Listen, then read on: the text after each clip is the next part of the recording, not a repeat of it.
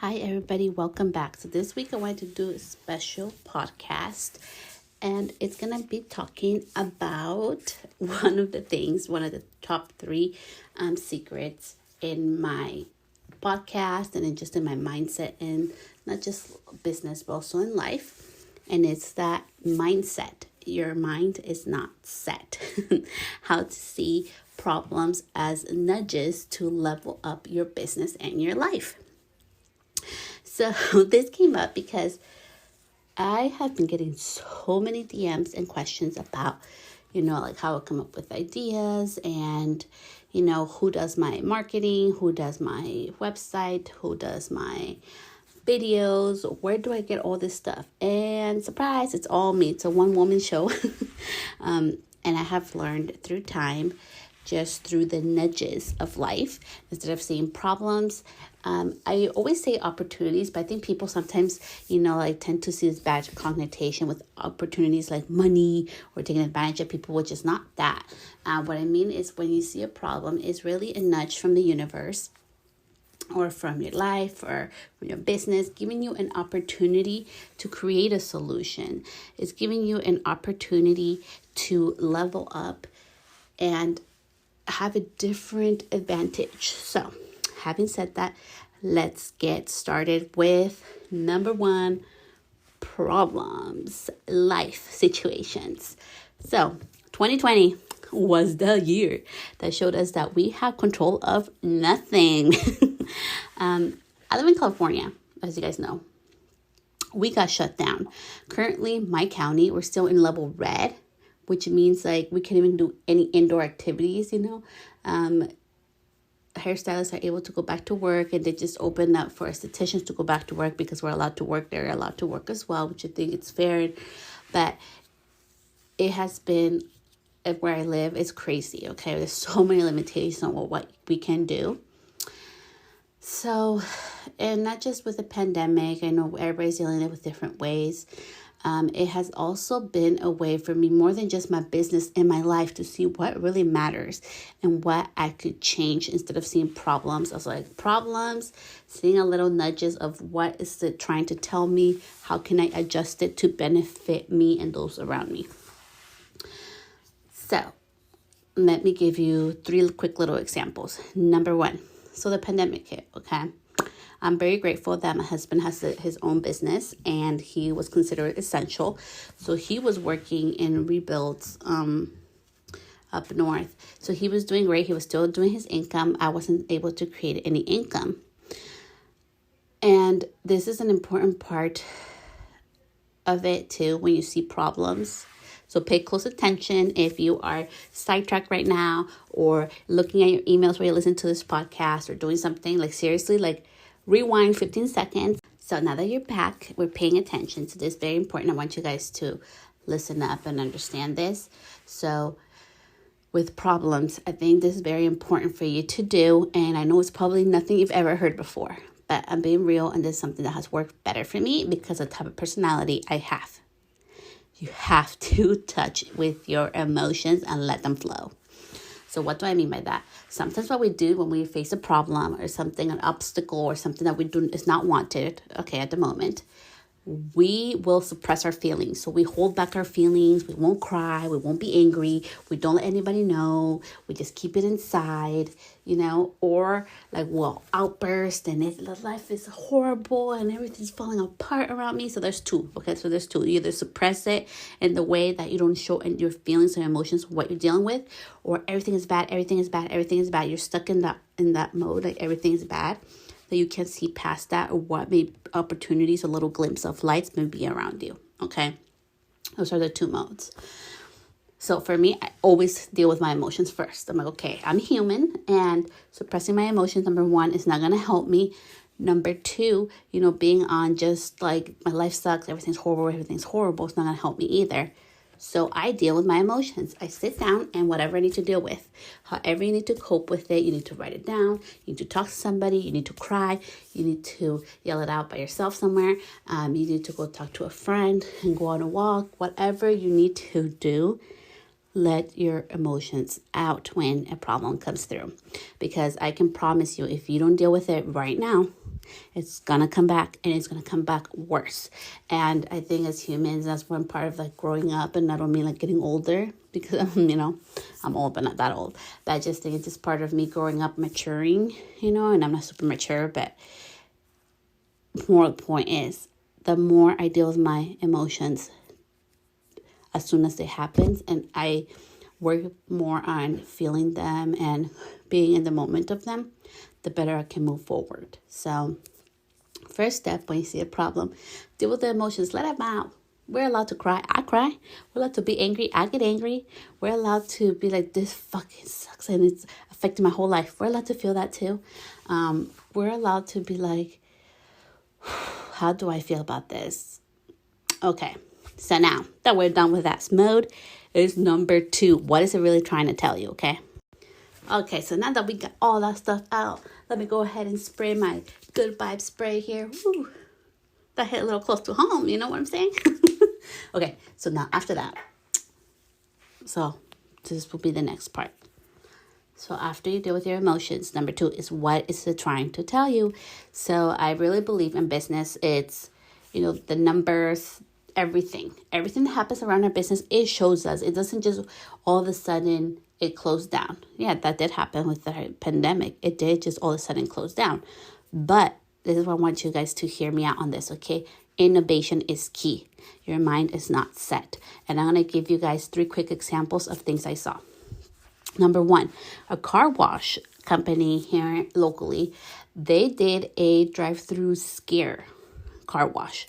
So it was $20. So it's just to wash outside. You know how usually they didn't even dry the car. Okay. Usually I think those are like drive-throughs are like 10 or 12 bucks. So they were charging $20. Okay. And it's at night. So it's from 6 till 10:30. Okay.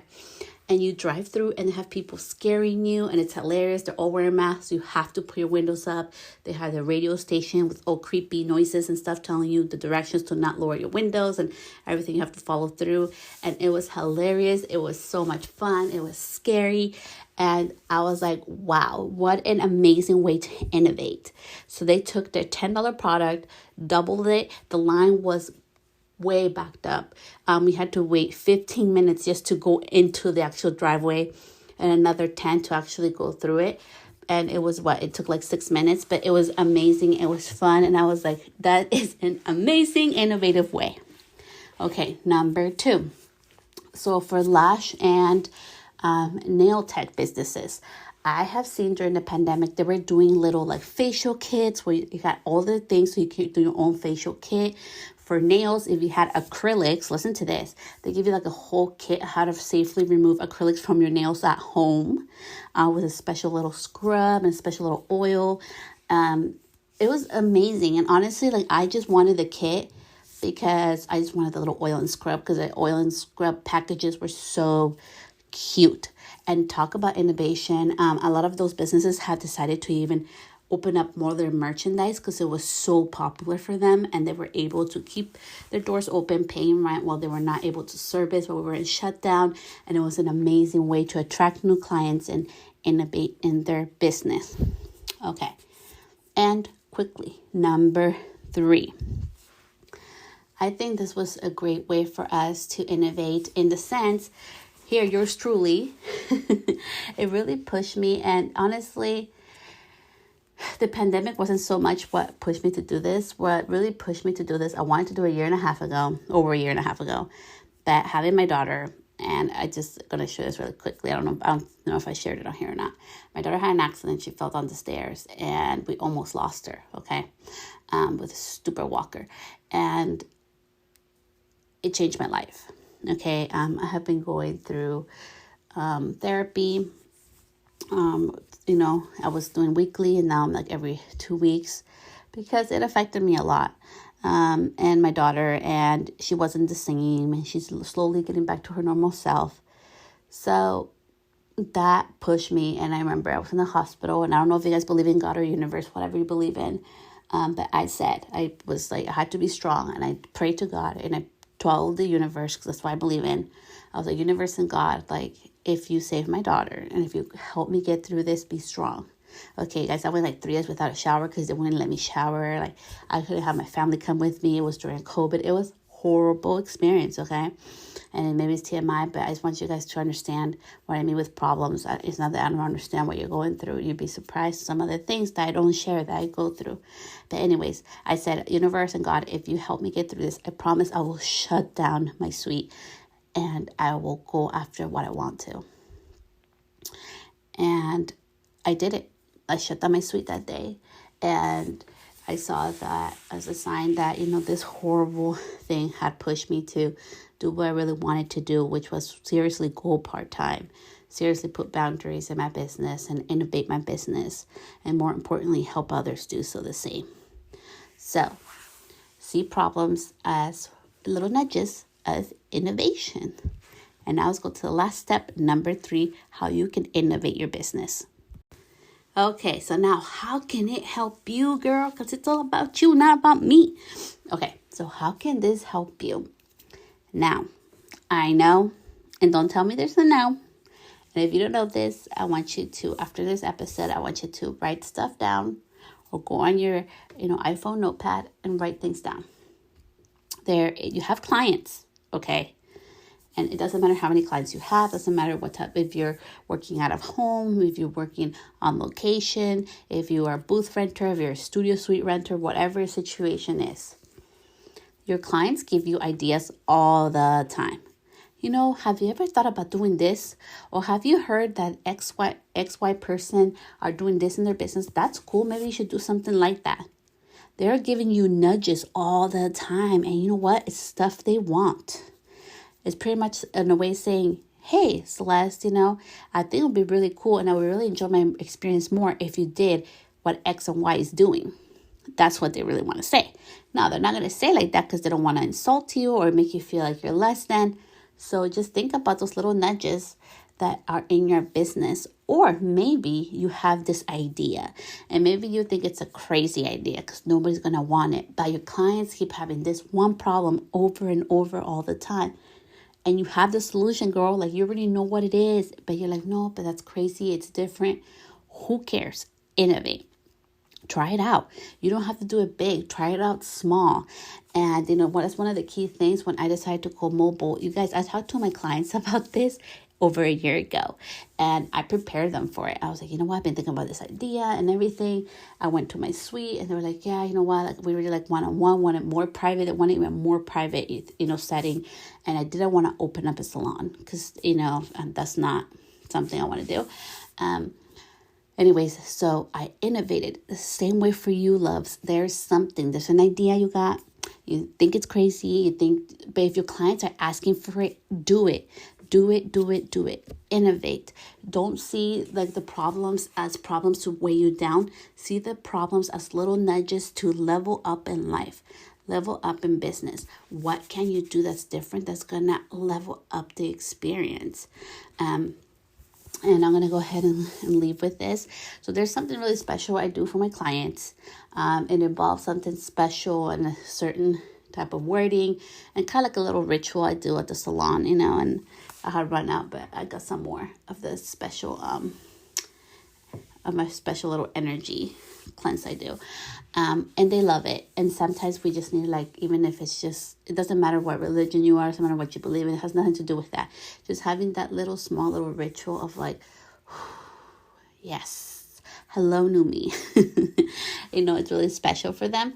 So think about what's special in your business. What have they been asking you for? It can be little things, you guys.